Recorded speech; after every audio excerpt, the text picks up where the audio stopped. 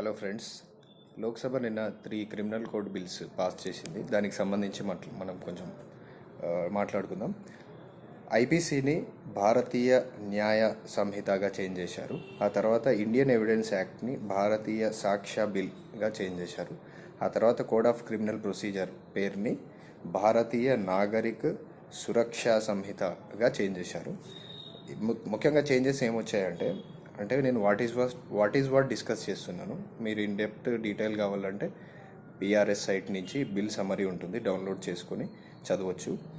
కొన్ని ముఖ్యంగా హోంమంత్రి గారు చెప్పినవి, కొన్ని హిందూ ద్వారా నేను తీసుకున్నవి చెప్తున్నాను. సో ఈ బిల్లులో క్రిమినల్ ప్రాసిక్యూషన్ నుంచి డాక్టర్స్ని ఎక్స్క్లూడ్ చేశారు. అంటే ఒక వ్యక్తి మెడికల్ నెగ్లిజెన్సీ ద్వారా ఒక వ్యక్తి చనిపోతే doctors they exclude doctors from criminal prosecution for death due to medical negligence అన్నట్టు. ఆ తర్వాత ఇంకోటి ఏం చేశారంటే హిట్ అండ్ రన్ కేసుకి సంబంధించి, అంటే ఒక యాక్సిడెంట్ చేసి వెళ్ళిపోతే, అంటే పట్టించుకోకుండా వెళ్ళిపోతారు యాక్సిడెంట్ చేసేసి, అలాంటి వ్యక్తులకు పనిష్మెంట్ 10 years వరకు పెట్టారన్నట్టు. ముఖ్యంగా యాక్సిడెంట్ ఎవరు డెలిబరేట్గా చేయరు. యాక్సిడెంట్ జరిగినప్పుడు వెంటనే ఆ వ్యక్తిని మనం వెహికల్ ఆపి వెంటనే ఆ వ్యక్తిని 1 hour గోల్డెన్ అవర్ అని ఉంటుంది. 1 hour లోపు హాస్పిటల్కి పంపిస్తే ఆ వ్యక్తి ప్రాణాలను కాపాడిన వారు అవుతాం. ఆ తర్వాత ప్రొసీజర్ ఫాలో అవ్వాలి. తర్వాత sedition dropped, terrorism included in a separate category. Sedition అంటే ఇప్పుడు రాజద్రోహం అని దాన్ని పేరు చేంజ్ చేసి దాన్ని దేశద్రోహాన్ని పేరు పెట్టారు. అంటే ఎలక్టెడ్ గవర్నమెంట్ని రాజ్యాంగ పరిధి లోపల ఉండి కాకుండా, అంటే పార్లమెంట్లో ఇప్పుడు అవిశ్వాస తీర్మానం పెట్టి ప్రభుత్వాన్ని పడగొడతారు. రాష్ట్రంలో కూడా అదే ప్రాసెస్.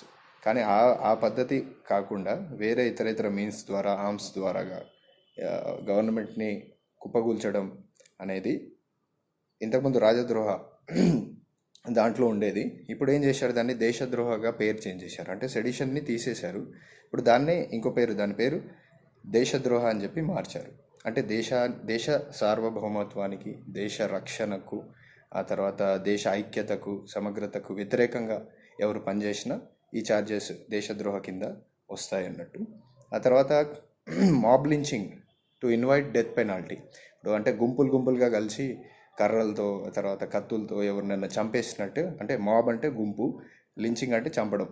అలా ఎవరినైనా వెళ్ళి చంపేస్తే డెత్ పెనాల్టీ ఉంటుందని చెప్పి ఈ కొత్త బిల్లులో యాడ్ చేశారు. ఆ తర్వాత ఇంతకుముందు ఉన్న సిఆర్పిసిలో, అంటే ఇప్పుడు దాని పేరు భారతీయ న్యాయ సురక్ష సంహిత, దాంట్లో క్లాజ్ 187లో ఏం చెప్తుందంటే it permits police custody of up to 90 days as against the 15 days custody allowed till now. ఇప్పటి వరకు ఒక వ్యక్తిని 15 రోజుల వరకు కస్టడీకి పంపించే అవకాశం ఉండేది. ఇప్పుడు దాన్ని 90 days వరకు, 90 days వరకు పొడిగించారన్నట్టు. ఆ తర్వాత ఎవరికైతే మరణశిక్ష పడుతుందో వాళ్ళే మెర్సీ పిటిషన్స్ పెట్టుకోవాలని చెప్పి చేంజెస్ తీసుకొచ్చారు. థర్డ్ పార్టీ వాళ్ళు మెర్సీ పిటిషన్ వేయకూడదని చెప్పి దీంట్లో పెట్టారు. ఇంకోటి ఏంటంటే Bharatiya Nagarik Suraksha Sanhita which replaces the CrPC prescribes a time limit for initiation of criminal proceedings. ఆ తర్వాత arrest, investigation, filing of charge sheet and proceedings before magistrate which is aimed at speedy delivery of justice and a high conviction rate. అంటే ఇప్పుడు దీంట్లో చేంజెస్లో time bound పెట్టారు ప్రతిదానికి. అంటే నేర విచారణ వ్యవహారాలు, క్రిమినల్ ప్రొసీడింగ్కి సంబంధించి, అరెస్ట్కి సంబంధించి, విచారణ ఇన్వెస్టిగేషన్కి సంబంధించి, ఛార్జ్ షీట్ ఫైల్ చేయడానికి సంబంధించి. ఛార్జ్ షీట్ అంటే పోలీస్ ఆఫీసర్ ఇన్వెస్టిగేషన్ పూర్తి చేసిన తర్వాత సబ్మిట్ చేసేది అన్నట్టు, దాన్ని ఛార్జ్ షీట్ అంటారు. ఆ తర్వాత ఛార్జ్ షీట్ తర్వాత ప్రొసీడింగ్స్ బిఫోర్ మెజిస్ట్రేట్ అన్నట్టు, అంటే మెజిస్ట్రేట్ ముందు విచారణకు వస్తుంది అన్నట్టు.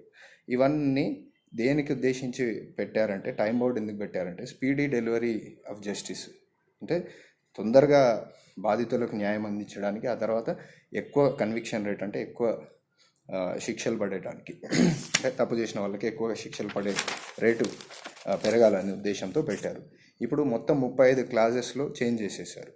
అంటే the time bound procedure has been added in 35 clauses of the law. 35 క్లాజెస్లో యాడ్ చేశారు అన్నట్టు. అయితే the FIR has to be registered within 3 days after receiving a complaint and in cases with 7 to 14 days of imprisonment, అంటే 7 నుంచి 14 సంవత్సరాలు jail శిక్ష పడే ఆ, అవకాశం ఉన్న నేరానికి ఎవరైనా వ్యక్తి పాల్పడ్డప్పుడు ఎఫ్ఐఆర్ అనేది 3 రోజుల లోపల్లో రిజిస్టర్ చేయాల్సింది. ఆ తర్వాత preliminary enquiry will have to be done with in 14 days.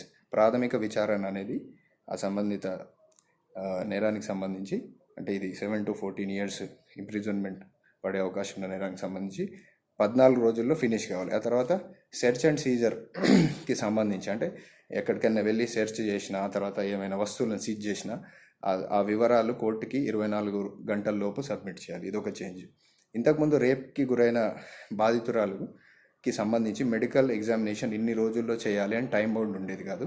ఇప్పుడు దానికి 7 daysలో మెడికల్ ఎగ్జామినేషన్ రేప్ విక్టిమ్కి పూర్తి చేయాలని చేంజెస్ తీసుకొచ్చారు.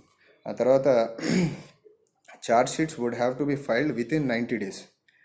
అండ్ ఛార్జ్ షీట్స్ కూడా 90 రోజుల లోపలనే ఫైల్ చేయాలి. ఆ తర్వాత magistrate would have to take cognizance within 14 days. Magistrate గారు 14 days లోపల సంబంధిత నేరానికి సంబంధించి టేకింగ్ నోటీస్, దాన్ని కాగ్నిజెన్స్లోకి తీసుకోవాలి, పరిగణలోకి తీసుకోవాలి. ఆ తర్వాత the framing of charges should be done with in 60 days. అంటే అతను ఏ నేరానికి ఛార్జెస్ అంటే ఏంది, చేసిన తప్పుకు sets out the specific offence that you are being accused of. దేనికి సంబంధించి మీ పైన, ఏ నేరానికి సంబంధించి మీ పైన అక్యూజేషన్ ఉంది, ఆరోపణ ఉందో దానికి సంబంధించింది ఆ ఛార్జ్లో ఉంటుంది అన్నట్టు. అది దాన్ని ఛార్జెస్ అంటారు. అవి 60 daysలో పెట్టేసేయాలంటే కంప్లీట్ చేయాలి from the date of first hearing, అంటే ఫస్ట్ హియరింగ్ నుంచి 60 daysలో.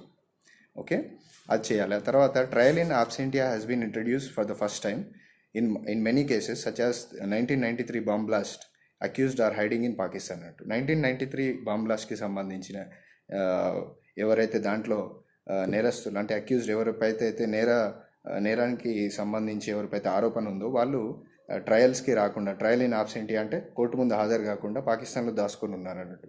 ఇలాంటి వాళ్ళకి సంబంధించి కూడా వాళ్ళు ఒకవేళ 90 రోజుల వరకు కోర్టు విచారణకు గనక హాజరు కాకపోతే, వాళ్ళు లేకపోయినా కూడా ఆ ట్రయల్ అనేది కొనసాగుతుంది అన్నట్టు ఇప్పుడు వచ్చిన చేంజెస్లో. ఇది ఎందుకు యూస్ఫుల్ అవుతుంది అంటే, తొందరగా వాళ్ళని డిపోర్టేషన్ ద్వారా, అంటే తొందరగా వాళ్ళని డిపోర్ట్ చేసేయడం, వాళ్ళకి అంటే కంట్రీకి రప్పించడం, ఇవి సులువు అవుతుంది అన్నట్టు. ఆ తర్వాత latest bill has provision that the promulgation of judgment should not exceed 45 days after the conclusion of trial in any criminal case. Criminal కోర్టులో ఏదైనా విచారణ జరిగి కంప్లీట్ అయిన తర్వాత జడ్జ్మెంట్ అనేది 45 days కంటే ఎక్కువ మించకూడదు. 45 days లోపలనే జడ్జ్మెంట్ ఇచ్చేయాలి అని చెప్పింది. It offers A transformative approach in reporting crimes through e-FIR, A move that will particularly benefit women. అంటే మహిళల కోసం ఈఎఫ్ఐఆర్ ఫెసిలిటీ కూడా దీంట్లో పెట్టారు. అంటే కోర్టుకి, పోలీస్ స్టేషన్కి విజిట్ చేయకుండా ఈఎఫ్ఐఆర్ రిజిస్టర్ చేయొచ్చు. ఇది మహిళలకు చాలా యూస్ఫుల్గా ఉంటుంది. ఇవి కొన్ని వాట్ అండి. జై హింద్.